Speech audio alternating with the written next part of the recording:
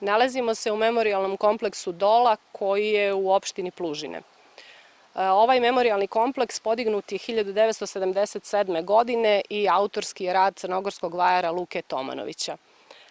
Memorija je u stvari sjećanje na 7. jun 1943. godine kada je na ovom mjestu i iz okolnih sela 7. SS divizija Princ Eugen pobila preko 520 stanovnika civila sela Pivske župe.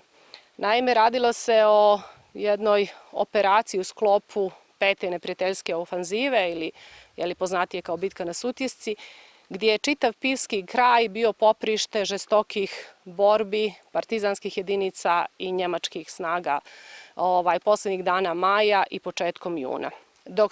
Dok se glavni, odnosno vrhovni štab sa glavninom partizanskih jedinica spuštao preko planine Pivske ka kanjonu rijeke Pive i pokušavao da pređe na teritoriju Bosne i tako spasi preko 3.500, između 3.500 i 4.000 ranjenika, 7. SS divizija Princ Eugen krenula iz pravca Nikšića prema Pivi da bi zatvorila sa ove strane proboj partizanskih jedinica.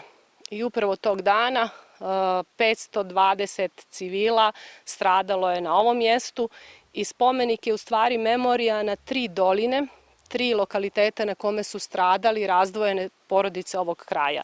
Mi se nalazimo ispred spomenika koji je postavljen na mjestu gdje su pobijena djeca iz okolnih sela.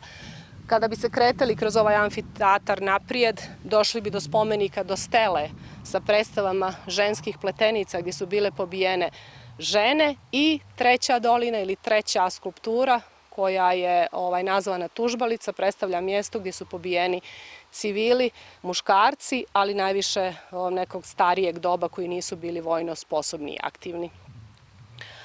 Ovo je možda jedno od mjesta na kome je tokom Drugog svjetskog rata u Crnoj Gori stradao najveći broj civilnog stanovništva. Kada je počela da se gradi 1975. godine, kada se rodila ideja o nastavku spomenika, odabran je vajar Luka Tomanović i ovo se dijelo razlikuje od ostalih spomenika posvećenih dešavanjima iz NOB-a, intimnije je, drugačije je, upravo iz pijeteta prema velikom broju žrtava koje strada u jednom danu. Tog 7. juna 1943. stradale su čitave porodice.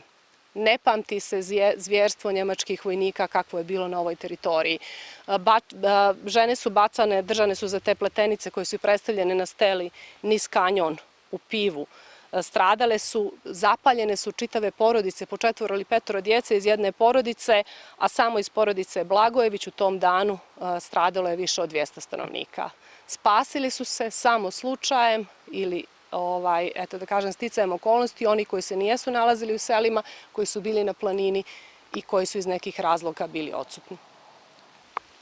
Nalazimo se na početnoj tački ovog memorijalnog kompleksa, odnosno na predstavi 3 ruke koje simbolizuju čitave porodice koje su stradale, odnosno ruku oca, majke i djeteta. Nažalost, kao što se vidi u našoj neposrednoj blizini, čitav kompleks je narušen 2006. godine izgradnjom kapele i kasnije dogradnjom ozvonika drvenog uz nju. On nije dio prvobitne zamisli, nije dio umjetničke zamisli vajara Lazara Tomanovića i narušio je čitav koncept koji je vajar zamislio i realizovao 1977. godine. Jedan od vidova revizije istorije i odnosa prema antifašističkom nasljeđu u Crnoj Gori jeste i ktitorski natpis koji je postavljen 2006. godine kada je ova kapela i sagrađena. Citirat ću jedan dio iz ovog ktitorskog natpisa u kome se kaže, početak citata: "Stradanje godine gospodnje 1943. mjeseca juna u dan 7. neprijatelji krsta i srpstva pobiše na ovom svetom mjestu za 1 sat 520 nevinih žrtava." Završen citat.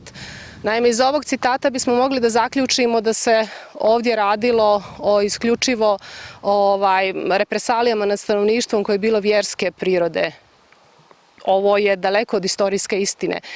Stanovništvo pivskih sela, kako župe, tako i planine Pive, od 1941. godine aktivno se priključilo Narodno-oslobodilačkoj vojsci, partizanskim jedinicama i sami taj dan, 7. jun 1943. godine, bio je način i vid represalija nad stanovništvom koje je pomagalo partizanske jedinice, koje u toj katastrofalnih mjesec dana od 15. maja do 15. juna tokom bitke na Sutjesci u stvari pružalo logistiku na ovom terenu i partizanima i članovima Vrhovnog štaba. Stoga, naravno, još jednom da referiramo, ovo je jedna istorijska neistina i revizija istorije koja je prisutna u nekom našem javnom prostoru, koja nije sankcionisana od strane državnih organa Crne Gore koji su zaduženi za staranje o spomeničkim kompleksima i njihovo održavanje.